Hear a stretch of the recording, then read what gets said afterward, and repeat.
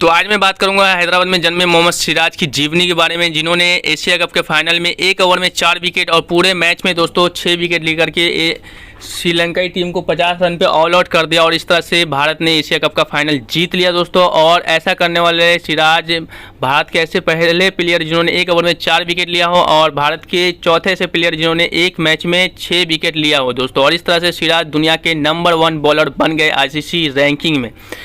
जो सिराज कभी पढ़ाई में बहुत ज़्यादा फिसड्डी थे और पढ़ाई में बहुत ज़्यादा लापरवाही करते थे, इसके कारण दोस्तों जो मोहम्मद सिराज की जो मम्मी है वो बहुत ज़्यादा टेंशन में रहती थी। और टेंशन में रहने के कारण दोस्तों क्या होता है कि सिराज को कभी कभी मारती भी थी, क्योंकि सिराज ज़्यादातर क्रिकेट खेलने में ही ध्यान दिया करते थे लेकिन पढ़ाई में नहीं।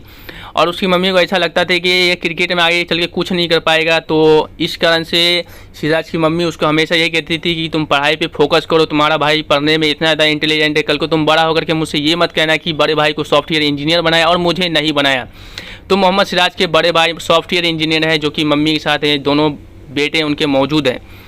जो सिराज के पिताजी वो ऑटो ड्राइवर करके मतलब कि घर को चलाते थे और इस तरह से दोस्तों सिराज के पिताजी बहुत सपोर्ट करते थे। 2017 में सनराइजर हैदराबाद ने मोहम्मद सिराज को खरीदा और इस तरह से सिराज ने अपने फैमिली का, अपने घर का नाम, अपने रिश्तेदार का नाम रोशन किया दोस्तों। और उन्होंने 2017 का जो IPL है वो सनराइजर हैदराबाद के साथ खेला।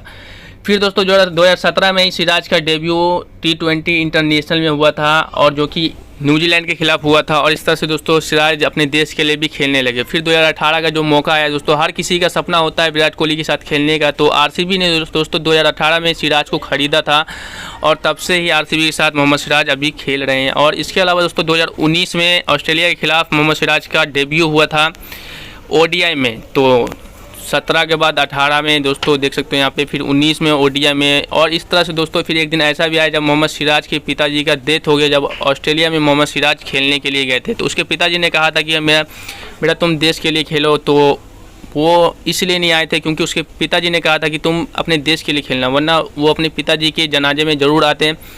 तो ऑस्ट्रेलिया में परफॉर्मेंस अच्छा करने के बाद मोहम्मद सिराज का जब वहाँ से मैच ख़त्म हुआ और वो सीरीज़ भारत ने जीती भी थी, वो भी कि बहुत सालों बाद जीता था। तो सिराज जब घर आए तो अपने पिताजी के कब्र के पास गए थे और जैसा कि तस्वीरों में देख सकते हो कि एक ऐसे पिता को गवाए जिन्होंने बहुत ज़्यादा सपोर्ट किया था। तो ये था मोहम्मद सिराज का कहानी, जो कि आप लोगों ने सिर्फ 2-2.5 मिनट में ही समझ गए होंगे कि क्या से क्या बन गए Mohammed Siraj. Thank you video देखने के लिए।